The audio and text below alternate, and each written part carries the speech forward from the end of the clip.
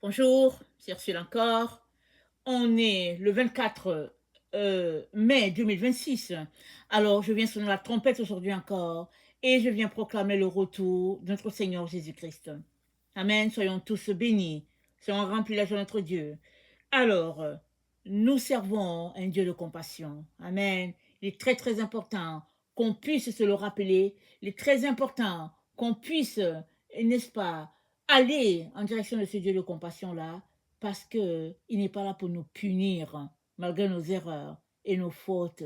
Alors, souvent, on pense à Dieu comme un Dieu qui punit, un Dieu dur et rigide, et on oublie l'aspect de sa compassion.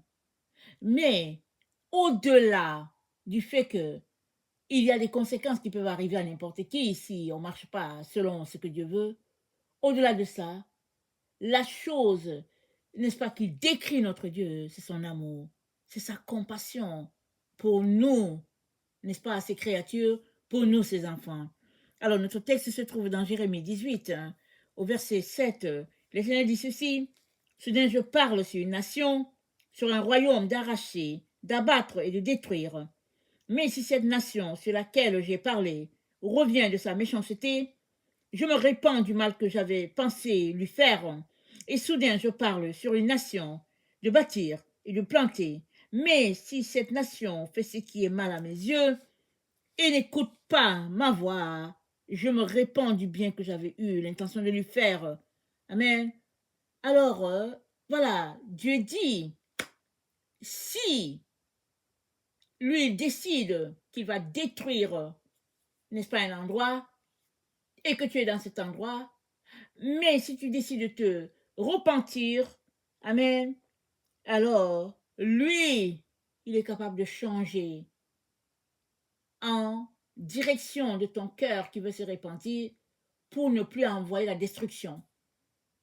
Mais si lui, il a décidé qu'il va détruire et que tu ne veux pas écouter sa voix, alors le bien qu'il voulait faire va tout simplement se transformer en mal.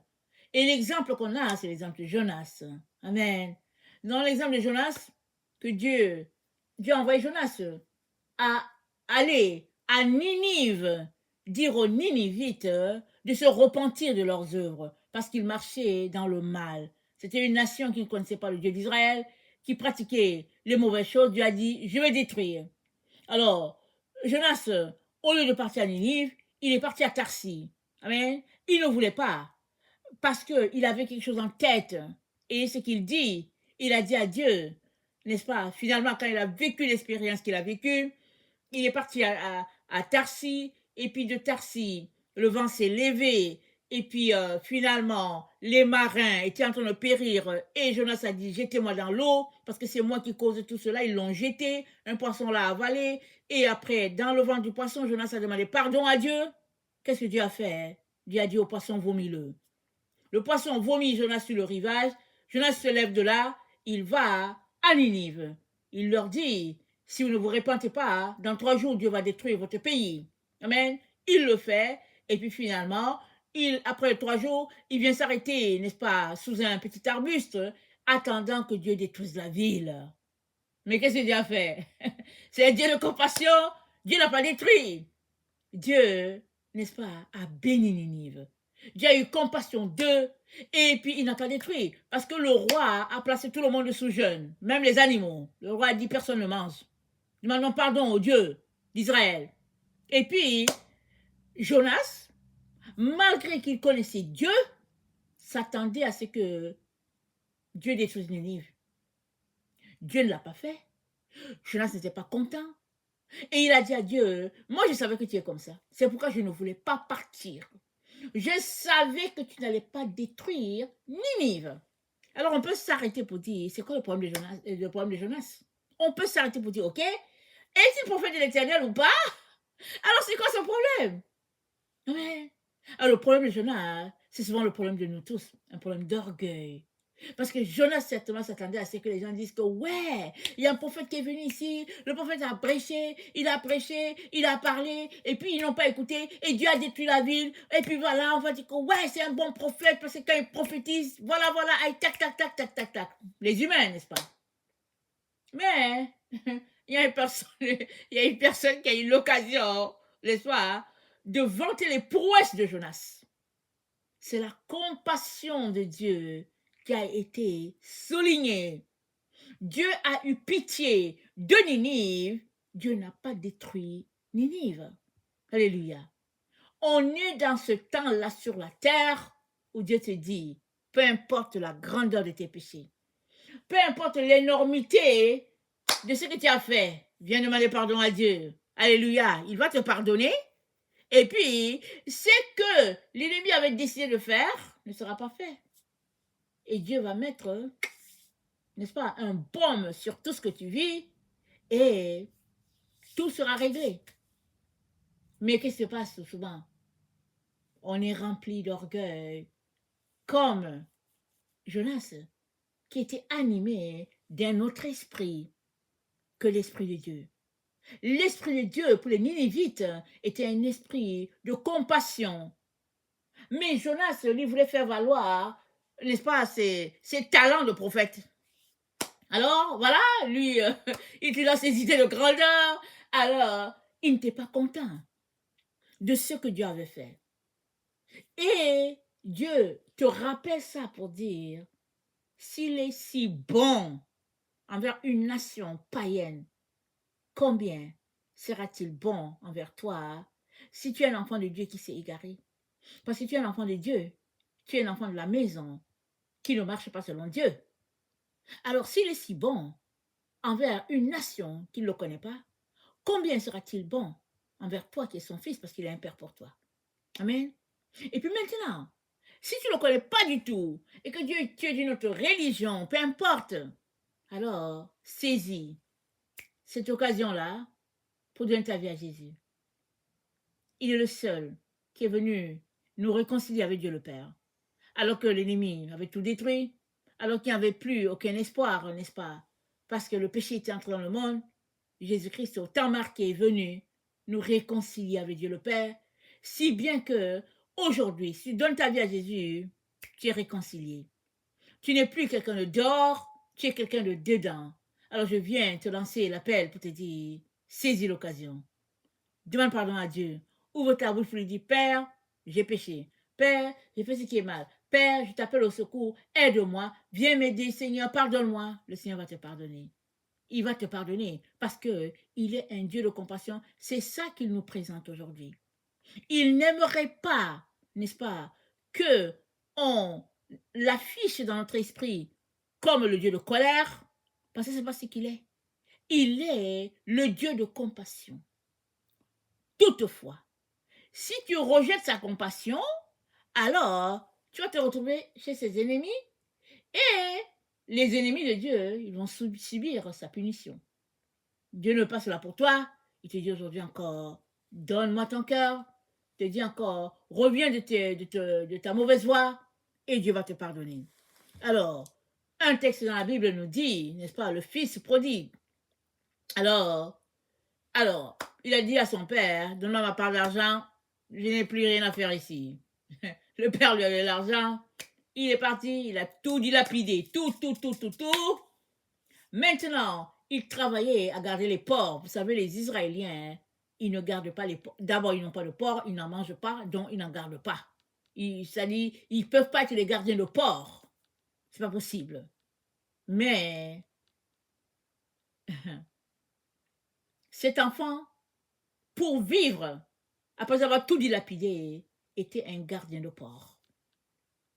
Et pendant qu'il gardait le porc, la nourriture des porcs était supérieure à ce que lui, il avait comme nourriture. Et il n'avait pas le droit de manger un petit des porcs. Et qu'est-ce qui s'est passé? Il est rentré en lui-même. C'est-à-dire quoi? Il a pris conscience, n'est-ce pas, de son état. Il a réalisé que dans la maison de son père, les serviteurs sont mieux traités que ce que lui, il fait là. Il est rentré en lui-même, il a dit, je veux retourner dans la maison de mon père, je vais lui dire, Père, j'ai péché. Je ne suis pas digne d'être appelé ton fils. Prends-moi comme ton serviteur, et c'est tout. Sitôt pensé, sitôt fait, direction. Il a démissionné de garder les ports, il est parti en direction de la maison de son père. Et que nous dit la Bible? De loin, son père guettait sur la route. Son père a vu l'enfant venir, son père a couru pour se jeter au cou de son fils. Pour dire, mon fils était perdu, maintenant il est retrouvé. Cet exemple nous témoigne de la compassion de Dieu pour nous à tous les jours. À tous les jours. Il veut nous bénir, il veut nous aimer, il veut nous aider à entrer parfaitement dans ce qu'il a pour nous. C'est tout ce qu'il veut. Maintenant, il ne va pas te forcer. Mais il te dit ceci. Il dit, quand je décide de le détruire, si la personne se répand, alors je me répands du mal que j'avais décidé de faire. Mais si la personne refuse, elle va se retrouver seulement pris dans l'engrenage des conséquences, n'est-ce pas, qui devraient venir. Alors, Dieu, n'est-ce pas, nous dit dans 2 Pierre 1, au verset 4, 2 Pierre 1, excusez-moi, 2 Pierre 1, le verset 4, ça dit,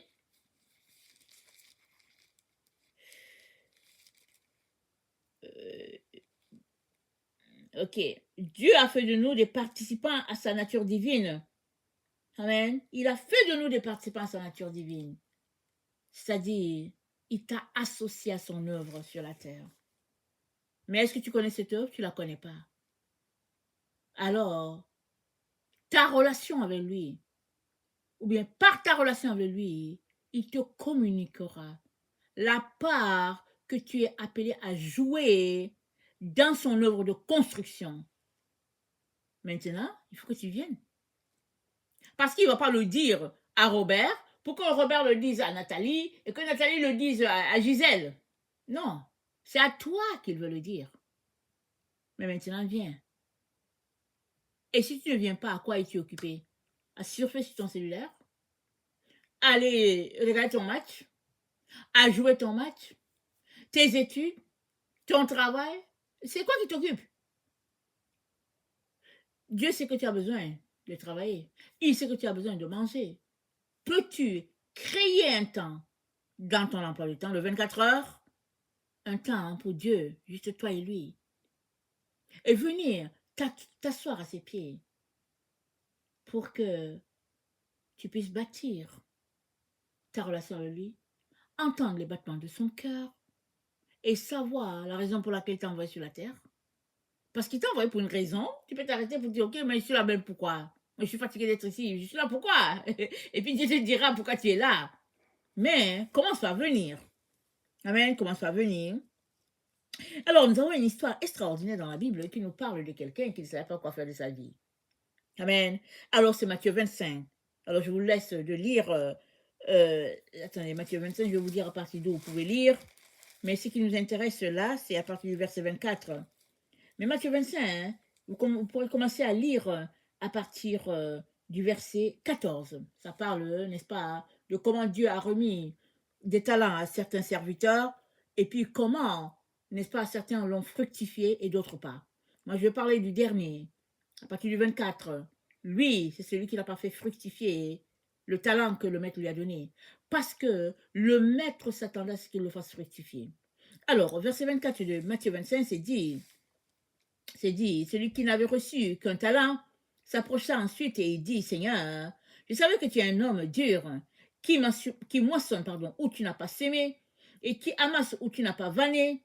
J'ai eu peur et je suis allé cacher ton talent dans la terre. Voici, prends ce qui est à toi. Son maître lui répondit, serviteur, méchant et paresseux. Tu savais que je moissonne où je n'ai pas sémé et que j'amasse où je n'ai pas vanné. Et il te fallait donc remettre mon argent au banquier. Et à mon retour, j'aurai retiré ce qui est à moi avec un intérêt. Ôtez-lui donc le talent.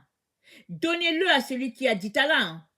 Car on donnera à celui qui a, il sera dans l'abondance, mais celui qui n'a pas, on notera même ce qu'il a. Et le serviteur inutile, jetez-le dans les ténèbres du dehors, là où il y aura les pleurs et les grincements de dents. Amen. Il a été qualifié de serviteur inutile par le maître. Le maître lui a donné une mission. Il n'a pas fait la mission. Pire, il est allé cacher cela pour que ça ne puisse rien rapporter. Rien. Il n'a pas voulu que quelqu'un d'autre même le fasse fructifier. Il n'a pas voulu que ça rapporte quoi que ce soit. Et il a insulté son maître pour dire que ouais, voilà comment tu es et tout ça. C'est-à-dire qu'il a fait une transposition. Ce qu'il est, il a transposé ça sur son maître. Il n'a pas le respect pour le maître. Et puis, voilà, et puis justifier son comportement. Le maître a vu tout de suite qui il est. Il a dit, tu es paresseux. Tu es paresseux, c'est ça ton problème. Alors, tu es paresseux, alors tu es inutile. Alors, tu n'as pas de place ici. Parce que moi, ici, j'ai besoin des gens qui travaillent. Ouais? Les paresseux, je n'ai rien à faire. Et j'étais le dehors. Alors, quel type de serviteur es-tu? Quel type d'enfant es-tu pour Dieu? Un enfant utile ou un enfant inutile? Ça, c'est très important que chacun d'entre nous puissions répondre à cela. Souvent, hein, on ne réalise pas notre comportement. On le réalise si ce sont nos enfants qui se comportent comme ça. On va dire, hey, j'aime pas la paresse. Allez, je ne tolère pas ça. Et puis on commence à reprendre l'enfant. Mais quand c'est nous-mêmes, envers Dieu, on ne réalise pas que on est en train de développer la paresse, qu'on est en train de développer, n'est-ce pas, un type de, n'est-ce pas, d'attitude désinvolte envers Dieu, et tout comportement sera réprimé. Tout comportement, n'est-ce pas, nocif sera réprimé. Alors Dieu encourage ou bien il réprime. Alors, si tu rentrais en toi, amen, par rapport à ta relation avec le Seigneur, tu pourrais te coter très bien. C'est important qu'on puisse se coter. C'est important qu'on puisse se noter pour savoir qu'est-ce qu'on est en train de faire. Est-ce que nous voulons de Dieu? Alors, si nous voulons de Dieu, est-ce que nous sommes satisfaits? Si nous ne sommes pas satisfaits, à qui la faute? Est-ce à Dieu ou bien est-ce à nous? Alors, si c'est à nous, qu'est-ce que nous pouvons faire pour rendre les choses meilleures? Appelons Dieu au secours. Souvent, il peut arriver qu'effectivement, on ne voit pas ce qu'on fait. Pourquoi les choses ne marchent pas? Souvent, on ne voit pas. Et puis, c'est correct. Mais si tu appelles Dieu, Dieu te dirait clairement, qu'est-ce qui fait que tu ne vois pas ce qu'il te présente? Souvent, ton cœur est pris ailleurs. Exemple, ton cœur est trop dans tes études. Exemple, ton cœur est trop pris dans ton travail. Exemple, ton cœur est trop pris à réussir à être un grand sur la terre. Exemple. On peut citer plusieurs exemples. Si ton cœur est pris dans une direction, peu importe ce que Dieu est en train de te dire, tu ne vas pas entendre Dieu. Parce que tu es dans une direction et tu aimerais que les choses arrivent dans cette direction-là, selon ce que tu as pensé. Que dirais-tu si tu t'es désengagé de tout ce que tu as planifié, amen, et que tu laisses Dieu venir te parler pour te dire, mon fils, ma fille, voilà comment je vois les choses. Et je te dis une chose, il se pourrait que tu n'entendes pas Dieu tout de suite, mais c'est pas grave. C'est ton père, tu l'aimes, il t'aime, vous pouvez passer du temps ensemble. Très très souvent, Dieu parle quand il n'est pas venu chercher une réponse. Quand tu es là, juste pour passer du temps avec papa, alors il te dit beaucoup de choses. Amen. Il te dit beaucoup de choses. Mais si tu venais, alors, pour chercher une réponse, alors, ça, je peux te dire, souvent, hein, il va te faire attendre. Pourquoi? Parce qu'il sait que tu veux juste la réponse. Tu ne veux pas du temps avec lui, tu veux juste la réponse, mais lui, il veut du temps avec toi. Alors, il s'est dit, OK, on va prendre du temps. On va prendre du temps.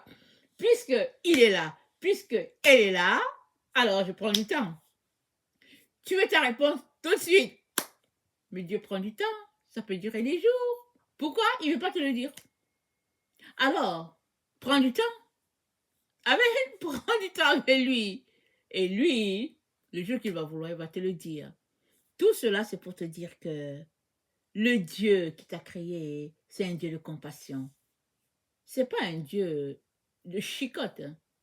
C'est un Dieu de compassion. C'est un Père tendre, amoureux de ses enfants. Que dirais-tu de lui donner ta vie et de venir goûter à ce qu'il a pour toi? La Bible dit, venez et sentez, goûtez combien l'Éternel est bon. Amen. Goûtez et sentez combien l'Éternel est bon. Si tu ne l'as pas goûté, tu ne peux pas savoir. Viens le goûter et tu sauras s'il est bon ou pas. Et tu verras comment ta vie sera changée en quelques instants. Comme ça, tu vas passer de quelqu'un qui marchait dans les ténèbres à quelqu'un qui devient un enfant de lumière tout de suite. Et pour cela, tu as besoin d'ouvrir ta bouche pour dire, Seigneur, j'ai besoin de toi. J'ai besoin de toi plus que tout. Et je te dis une chose, on est dans les heures où on a besoin de donner tout à Dieu. Parce que tout se passe devant nous. On est dans des temps très intenses sur la terre. Ce n'est pas pour t'effrayer. Mais Dieu a prévu que malgré ces temps-là, que tu puisses continuer de fonctionner. Amen. La terre va continuer de fonctionner. Dieu va continuer de faire des enfants. Alors il veut que tu fasses, n'est-ce pas, partie de ceux-là qui vont s'aimer et planter pour la gloire de Dieu. Amen.